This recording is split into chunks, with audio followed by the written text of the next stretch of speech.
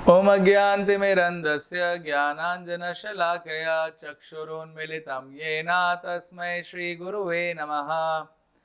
हरे कृष्णा। आप सभी का पुनः स्वागत है हमारे साथ सीता की खोज में। हम निकल चुके हैं प्रभु रामचंद्र जी के साथ, हनुमान जी के साथ सीता माता को खोजने के लिए, और सीता माता मिल गई हनुमान जी को। हनुमान जी ने एक्स्ट्रा सेवा के रूप में लंका भी जला दिया और फिर लंका से आ गए हैं। वहीं पर रावण के मन में विचार आ रहा है कि लगता है मेरा अंत आने वाला है, क्योंकि उसने वरदान जब मांगा था कि वो कभी नहीं मरेगा, तब उसने बोला था कि मैं मनुष्य के लिए वरदान वैलिड नहीं, मनुष्य तो वैसे ही मेरे को मार नहीं पाएंगे, मनुष्य को छोड़ के और कोई भी मेरे को मार नहीं सकता है। तो उसने बोला मनुष्य को क्यों छोड़ दिया, लगता है ये राम सही में शक्तिशाली है, वध कर सकता है। ऐसा सब कुछ चल रहा होता है, तभी हनुमान जी वापस आते हैं और सारे वानर बहुत प्रसन्न हो जाते हैं। हनुमान जी जाके अंगद को संदेश देते हैं, क्योंकि बताते हैं पूरा वर्णन कि किस प्रकार से वो गए और वहां पे ढूंढ रहे थे। वहां पे उनको रावण के महल में गए और फिर उसके बाद सीता माता मिली अशोक वाटिका में, जहाँ पे रावण उनको बार बार परेशान कर रहा था, और किस प्रकार से उन्होंने रावण के दरबार में गए, रावण को संदेश दिया भगवान रामचंद्र का, और उसके बाद लंका को जला के वापिस आए। तो ऐसा जब होता है तो अंगद सारे वानर बोलते हैं अरे सही में सीता माँ, चलो अभी हम जाके आक्रमण करके सीता माता को लेके आते हैं। जाम्बवन तुरंत, है ना, वरिष्ठ होते हैं, बुद्धिमान होते हैं, इसलिए बोला था ओल्ड इज गोल्ड। जामवन बोलते हैं अंगद रिलैक्स करो, हमारा काम क्या है, हमको ढूंढ के निकालना था सीता माता। भगवान राम ने इतना आदेश दिया, इतना करना है हमको। क्योंकि असलियत में सीता को ढूंढने का जो श्रेय किसको जाना चाहिए, राम जी को जाना चाहिए। तो तुमको जितना सेवा दिया उतना तो अच्छे से करो, बस चलो हम लोग प्रभु रामचंद्र के पास। तो उन्होंने बोला निश्चित रूप से। सब लोग लगे भागने, है ना, जितने दिन लगे तो उसके आधे ही समय में पहुंच गए। कहाँ पे वो पहुंच गए वापस पुनः, जहाँ पे किष्किंधा क्षेत्र में, जहाँ पे प्रभु रामचंद्र थे। जैसे वो लोग आए, दौड़ते दौड़ते कूदते कूदते आ रहे थे, सुग्रीव ने देखा, रामचंद्र ने देखा, लक्ष्मण ने देखा, निश्चित रूप से उनको विश्वास हो गया कि इन लोगों ने इनका चेहरा दिखा रहा है कि किस प्रकार से इन्होंने सीता को ढूंढ के निकाल लिया है। हनुमान जी आए सुग्रीव के पास और उनको बोला कि हमने सीता को ढूंढ के निकाला। सुग्रीव ने बोला बताओ रामचंद्र को। तो हनुमान जी गए प्रभु रामचंद्र के पास, उनको भी पूरा बताया कि किस प्रकार से वो गए, सीता को ढूंढा, रावण से मिले, लंका को जलाया, वापस आ गए। और रामचंद्र जी को एक हौसला मिला। उन्होंने सुग्रीव को बोला सुग्रीव तो अभी क्या करना चाहिए हमको। सुग्रीव ने बोला प्रभु हम अपनी सारी सेना के साथ आक्रमण करेंगे और उस जो विशाल काय समुद्र उसको पार करके जाएंगे और उसके ऊपर से एक ब्रिज बनाएंगे, है ना, एक पुल बनाएंगे, सेतु बनाएंगे। तो ये सब विश्वास हो गया। तो भगवान रामचंद्र बोला ठीक है हम निकलेंगे सारी सेनाओं को लेके। और भगवान ने बोला नल को कि तुम लेके जाओ कुछ टुकड़ी, गज, गव्य, गंधमादन, ऋषभ, द्विधा, नेंदा, इन सारे वानरों की टुकड़ी लेके जाओ, और ये जो विशाल काय सेना आ रही है इसके लिए पूरा रास्ता साफ कर दो। तुरंत हमको पहुंचना है उस समुद्र के किनारे और वहां पे पुल बनाना है। और फिर जैसे वो लोग आगे निकले, पीछे रामचंद्र जी वो हनुमान जी के ऊपर बैठ गए। ऐसे प्रतीत हो रहे थे जैसे इंद्र अपने वाहन ऐरावत के ऊपर बैठ गए, लक्ष्मण जी अंगद के ऊपर बैठ गए। ऐसा प्रतीत हो रहे थे जैसे कुबेर सार्वभौम अपने वाहन के ऊपर बैठते हैं, और लगे सब लोग दौड़ने के लिए। वहीं पर ही दूसरी और लंका में रावण अपने बाकी मंत्रियों के साथ बातचीत कर रहा था, और रावण ने बुलाया अपने मंत्रियों को, प्रहस्त और विरूपक्ष, पूछा क्या करना चाहिए। उन्होंने आप चिंता मत करिए, हम अकेले संभाल लेंगे राम को, आप बिल्कुल चिंता मत करिए, आप सीता को देखिए कैसे उनको आपको अपने वश में करना है। और वहीं पर ही विभीषण भी था। विभीषण बोलने लगा रावण देखो अपनी शक्ति का प्रयोग उस दुश्मन के ऊपर तुम कर सकते हो तो तुमसे कमजोर है, यहाँ पे शक्ति नहीं चलेगी, यहाँ पे चलेगी विनम्रता, तुमको बुद्धि लगानी पड़ेगी और सीता को वापस कर दो। ऐसा बोलते रावण और क्रोधित हो जाता है। रावण बोलते तुम जैसे डरपोक मेरा भाई कैसे हो सकता है, मेरा भाई तो वो देखो कुंभकर्ण। और उसी दिन कुंभकर्ण उठा होता है। अभी कुंभकर्ण को वरदान साहब जो समझ लीजिए उसको मिला था 6 महीने से हो गए, एक दिन उठेगा वापस हो जाएगा। कुंभकर्ण उसी दिन, उसको पता नहीं होता बैकग्राउंड क्या चल रहा है, लेकिन कुंभकर्ण समझ जाता है। तो बोलता है, हे भाई, तुमने जब क्या कहते हैं सीता को अपहरण किया था, हमसे पूछा नहीं, और अभी पूछ रहे हो कि कैसे हम भगवान राम के साथ लड़ाई करेंगे, ये क्या है? तो रावण बोलता है, अरे लेकिन इतनी खूबसूरत स्त्री, उसके साथ भोग तो करना ही है मेरे को, कृपया करके मदद करो। कुंभकर्ण बोलता है, ठीक है, लेकिन हम तुम्हारे भाई हैं, फिर भी हम तुम्हारी मदद करेंगे। एक बात बताओ, अभी सीता है ना तुम्हारे पास, भोग कर लो ना। तो रावण बोलता है, नहीं, ऐसा नहीं हो सकता, मेरे को भी श्राप मिला है, अगर मैं किसी भी स्त्री के साथ भोग करने का प्रयास करूंगा तो मेरा नाश हो जाएगा। तो ऐसी सब रावण बात कर रहा होता है, उसी में विभीषण वापस बोल पड़ते हैं कि परंतु तुमको समझना चाहिए, सीता है, यह कोई मामूली स्त्री नहीं है, प्रभु रामचंद्र जी की धर्मपत्नी है, और इनका भोग करने की इच्छा से देखो पूरा लंका का नाश हो रहा है, कम से कम थोड़ा सा तो सोचो। जब ऐसा विभीषण बोलते हैं, तुरंत इंद्रजीत जो रावण का पुत्र होता है बोलता है, तुम जैसे कायरों की वजह से यहाँ पे पूरा भय बहल रहा है, तुमको यहाँ पे रहने का कुछ अधिकार नहीं है। रावण भी बोलता है, हाँ विभीषण, अब मैं तुमको बोल रहा हूं, तुम बहुत सहन कर लिया, निकल जाओ ये लंका से, और तुम्हारे सास ही मैं तुम्हारे साथ भेज रहा हूं। तो विभीषण सोचते हैं, ये बहुत अच्छा समय है, मेरे को निकल जाना चाहिए। और विभीषण अपने 4 बाकी राक्षसों के साथ निकल के आते हैं समुद्र की इस तरफ। प्रभु रामचंद्र समुद्र के किनारे में पहुंचे ही होते हैं, वहां पे विभीषण आ जाते हैं, और विभीषण को देख के सारे बंदर गुस्सा हो जाते, राक्षस आ गए, उठा लेते अपने हथियार, रेडी हो जाते हैं, और वहां पे खबर दी जाती है अंदर प्रभु रामचंद्र को कि एक राक्षस आया है। जैसे ही सब लोग रेडी होते हैं, विभीषण जाके बोलता है, मैं शरण लेने आया हूं प्रभु रामचंद्र की, कृपया करके उनसे भेंट कराइए। ये संदेश सब पहुंचता है रामचंद्र जी के पास। रामचंद्र जी बुलाते हैं, अंगद को बुलाते हैं, सुग्रीव को बुलाते हैं, और हनुमान सबको बुलाते, चर्चा करने क्या करना चाहिए। सब बोलता है, अरे राक्षसों के ऊपर कोई विश्वास नहीं, राक्षसों को कोई ईमान नहीं होता है, कभी झूठ बोलते हैं, कभी सच बोलते हैं, पता नहीं। और ये तो रावण का भाई है, हैं? भाई भाई तो एक ही जैसे होते हैं, और कैसे इस भाई के ऊपर बिल्कुल विश्वास नहीं कर सकता। हो सकता है ये कुछ बहरूपिया रूप में आया हो, स्पाई आया हो हमारे अंदर जानने के लिए कि क्या चल रहा है हमारी आर्मी के अंदर। तब ऐसा सब कुछ चल रहा होता है, सब रिजेक्ट कर रहे होते हैं विभीषण को। तब भगवान देखते हैं कि हनुमान चुप बैठे, भगवान उनकी तरफ मुड़ता है, बोलता है, हनुमान आप बताइए, आपका क्या विचार है, क्या करना चाहिए विभीषण के साथ। तब हनुमान जी बताते हैं कि प्रभु रामचंद्र, जब मैं गया था लंका, तो मैंने देखा था सारी लंका में, अभी इसके बारे में बहुत सारा वर्णन आता है अलग अलग रामायणों में, कि कैसे मैंने देखा बहुत सारी जगह राम राम लिखा है। तो मैंने सोचा, अरे राम का भक्त है क्या? तो पता चला विभीषण ने रावण को छल से राम राम लिखाने के लिए बोल दिया था सारी जगह। कैसे? उसने बोला, रावण देखो, तुम इतने ज्यादा प्रसिद्ध हो, और तुम्हारी जो धर्मपत्नी है वो इतनी ज्यादा धर्मनिष्ठ है, मंडोदरी, तो तुम दोनों का नाम पूरे लंका में होना चाहिए। तो रा फॉर रावण और म फॉर मंदोदरी, तो इसलिए राम सारी जगह लिखवा दिया था। और मैंने देखा था, जब मैं अलग अलग राजमहलों से जा रहा था, एक राजमहल में एक व्यक्ति निरंतर आपका नाम ले रहा था, और वो विभीषण था। तो विभीषण भले ही रावण का भाई है, परंतु आपका भक्त है, और आपकी शरण के लिए आया है प्रभु रामचंद्र। वैसे भी अगर ये कुछ दुर्भावना से भी आया तो आप इसका वध कर देंगे, इसको एक मौका देना चाहिए।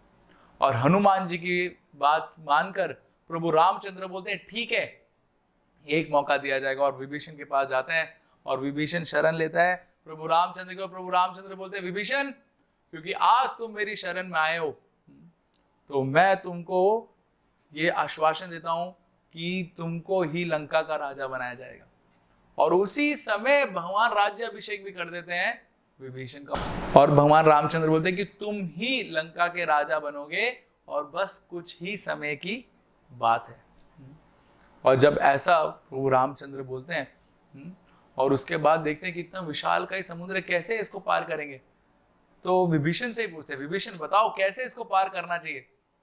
तो विभीषण बोलते हैं, प्रभु आप कृपया करके समुद्र के जो अधिष्ठाता देव है उनसे प्रार्थना करिए, क्या पता वो आपको कुछ उपाय बताएं। तो प्रभु रामचंद्र बैठ जाते हैं और ध्यान लगाने लगते हैं, प्रार्थना करने लगते हैं समुद्र देवता से। 3 दिन बीत जाते हैं, परंतु समुद्र कुछ प्रकट नहीं होते। तो प्रभु रामचंद्र बहुत क्रोधित हो जाते हैं और क्रोधित हो जाते हैं, और क्रोधित होने के बाद और लक्ष्मण की तरफ मुड़ते बोलते, लक्ष्मण, विनम्रता, सहिष्णुता, इन सारे गुणों का तो आजकल कोई भी रिस्पेक्ट नहीं करता है, कोई उनको मूल्य नहीं देता है। तब तक हम क्रोधित नहीं होंगे, तब तक किसी को डोमिनेट नहीं करेंगे, तब तक लोग हमारा सुनेंगे नहीं। तो लगता है ये समुद्र भी ऐसा घमंडी हो गया। मैं अभी अपना धनुष निकालता हूँ, बाण निकालता हूँ, और अभी ये समुद्र को पूरा सुखा देता हूँ। भगवान सही में धनुष बाण निकाल के मंत्र पढ़ ही रहे होते हैं, उतनी देर में पूरा पृथ्वी कांपने लग जाती है और समुद्र विशेषकर एकदम उबलने लग जाता है, धुआं निकलने लग जाता है। ऐसा लगता है बस अभी पूरा समुद्र ही धुआं बन जाएगा, समाप्त हो जाएगा। उतनी देर में समुद्र के जो देवता है बाहर निकलते हैं, प्रभु रामचंद्र के सामने हाथ जोड़ते हैं और बोले, प्रभु ऐसा मत करिए, मेरे अंदर इतने सारे प्राणियों ने आश्रय ले रखा है, अगर आप मेरे को सुखा देंगे तो उन प्राणियों का क्या होगा, कृपया करके माफ करिए, माफ करिए।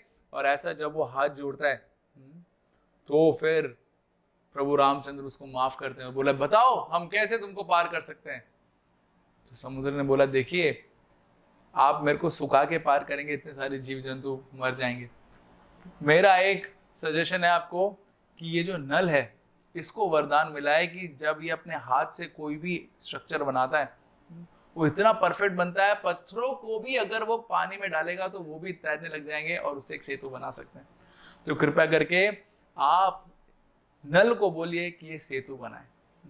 और जब वो ऐसा बोलता है तो भगवान राम नल को आदेश देते हैं कि आप सेतु बनाइए। और उसी समय रावण भी अपने गुप्तचर को भेजता है, शुक, उसको बोलते सर देख के आओ क्या चल रहा है। तो शुक जब जाता है वहां पे तो देखता है कि ये एक समुद्र है 100 योजन का, और उसके पीछे एक और समुद्र है वानरों का। और वो देख के हक्का बक्का हो जाता है, इतने सारे वानर। वो तुरंत आके रावण को बताया, रावण काउंट नहीं कर सकता था, कुछ बता ही नहीं सकता हूँ, क्या क्या डिस्क्रिप्शन दूं, बस यही बता रहा हूं कि एक समुद्र के बाद दूसरा समुद्र है वानरों का जो रेडी है यहाँ लंका आने के लिए। और उन्होंने एक सेतु बनाने का निर्णय किया। तो नल को आर्किटेक्ट चूज किया गया और उसने बोला, लाओ बड़े बड़े पत्थर पहाड़ तोड़ के और हम बनाएंगे यहाँ पे समुद्र। और हम वहां पे जानते हैं किस प्रकार से सारे वानर बड़े बड़े पत्थरों को लाके डालने लगे। और उसी बीच एक कथा आती है छोटी सी कि किस प्रकार से हनुमान जी भी अलग अलग जगह से पहाड़ ला रहे थे और उनको एक पहाड़ दिखा जिसका नाम था गोवर्धन। उन्होंने सोचा गोवर्धन को लेके चलते, एक बारे में बहुत लंबा डिस्टेंस कवर हो जाएगा। जैसे ही गोवर्धन को उठा ही रहे थे, आकाशवाणी हुई कि हनुमान सेतु बन चुका है, अभी और पत्थर लाने की जरूरत नहीं है। हनुमान जी ने तुरंत गोवर्धन को नीचे रखा, चले उनके वापस जाने के लिए। तभी गोवर्धन प्रार्थना, अरे हनुमान, मेरे को भी प्रभु रामचंद्र की सेवा करनी थी, कुछ तो उपाय बताइए। तब हनुमान जी बताते हैं, आप चिंता मत करिए, प्रभु रामचंद्र ही कृष्ण के रूप में आएंगे, तब आपके ऊपर बहुत लीला करेंगे, अभी आप यहीं पे अपने स्थान पे रहिए। और ऐसा करके जब वो सारे वानर सेतु बना ही रहे थे और बन गया पूरा सेतु, ऐसा बताते हैं वो सेतु बहुत फास्ट स्पीड से बन गया, सिर्फ 5 दिन में बन गया। पहले ही दिन उन्होंने 100 योजन का सेतु बना दिया। पहले ही दिन उन्होंने 100 मील लंबा सेतु बना दिया। 800 मील बनाना था, 100 मील बना दिया। दूसरे दिन इतना उत्साह था, 150 मील और लंबा सेतु बना दिया। और इतना उत्साह था, तीसरे दिन 200 मील लंबा सेतु बना दिया। ऐसे करते करते पूरा सेतु 5 दिन में खत्म किया।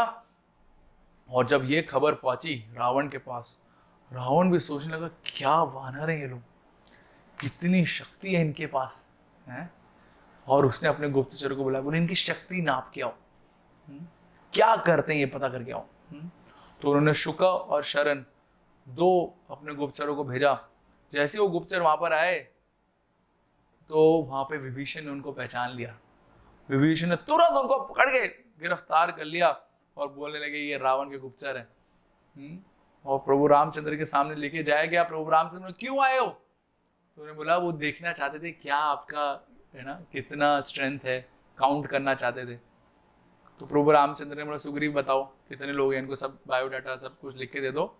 सब लिख के दे दिया और बोला, जाओ जाके रावण को बताओ इतने लोग हैं, अभी भी वो शरण दे, अगर आ जाएगा तो मैं उसको माफ कर दूंगा। तो शुक और शरण किसी तरह भाग के गए, रावण को बताया कि रावण बहुत ही शक्तिशाली है, वो देखो सारा डाटा दे दिया है, सब कुछ बता दिया है। रावण ने बोला अच्छा मैं भी देखना चाहता हूँ। रावण गया अपने महल के ऊपर और पूछने लगा शरण को, बताओ कौन है। तो वहां पे शरण बताने लगा, है ना, उसने बताया सुंदर दिखने वाले दो मनुष्य राम और लक्ष्मण हैं, ये जो घोड़े से एकदम बैल के ऊपर बैठा हुआ ये सुग्रीव है, और ये जो काले घने बादल जैसा काला काला लग रहा है ये नील है, ये इनकी सेना का सेनापति है। और इधर उधर जो बहुत ही रफ्तार के साथ भाग रही है अंगद है। और ये एक बहुत ही विशेष व्यक्ति है जिसको आप जानते हैं। रावण बोला यही तो है, हनुमान आया था, मैं देखा इसको, अरे बहुत ताकतवर है ये लोग। तो उसके बाद रावण बोलता है लेकिन ये है तो वानर लोग ना, इनके ऊपर अगर हमको आक्रमण करना है हमको जानना पड़ेगा इनकी क्या क्या हरकतें होती है, सब पहचानना पड़ेगा। तो अपने एक और गुप्तचर शार्दुल को बुलाता है रावण और बोलता है शार्दुल तुम जाओ और पता करके आओ कि इनकी क्या क्या करते हैं, कब खाते हैं, कब सोते हैं, कब क्या करते हैं, हम इनको उसी छल से इनके ऊपर आक्रमण करेंगे। तो शार्दुल जाता है, वो देखता है क्या बताऊं मैं इनको, सारे वानर लोग तो सबकी अलग अलग हरकतें, कितना सारा बायोडाटा लूंगा, सबका अपना अपना यूनिकनेस है। ऐसा सोच ही रहा होता है, उतने ही समय में विभीषण उसको पकड़ लेता है। विभीषण बोलता है ये एक और गुप्तचर है। उसको ले जाया जाता है रामचंद्र जी के पास। रामचंद्र जी पूछते हैं किसके लिए आए थे, उसने कहा ये इन्फॉर्मेशन चाहिए। तो भगवान रामचंद्र सुग्रीव बोलते हैं दे दो भाई इन्फॉर्मेशन। वो इन्फॉर्मेशन देके शार्दुल को भेज देते हैं वापस। उतने ही समय में वहां पे क्या हो रहा होता है लंका में, रावण सोचता है कि अभी तो राम आने वाला है, लेकिन उससे पहले अगर मैं सीता के साथ भोग कर लूंगा तो राम कभी सीता को स्वीकार नहीं करेगा। परंतु कैसे होगा ये। तो रावण एक चाल चलता है। रावण विद्युजीवा, उसका एक सेना में होता है विद्युजीवा, उसको बुलाता है और उसके पास एक विशेष शक्ति होती है कि वो कुछ भी आकृति बना सकता है। तो रावण बोलता है कि एक सिर बनाओ बिल्कुल राम के जैसे लगने वाला।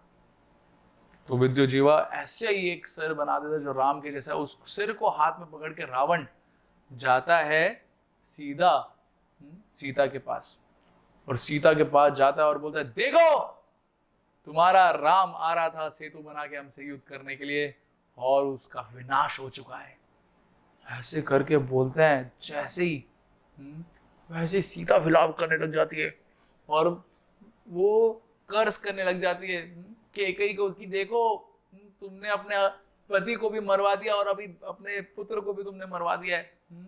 और ऐसे करके विलाप करने लग जाते। रावण बोलता है तुम्हारे पास कल सुबह सूर्योदय तक का समय है, अगर तुम चाहो तो अभी भी मेरे साथ भोग कर सकती हो, अभी तुम्हारा राम आने वाला नहीं है।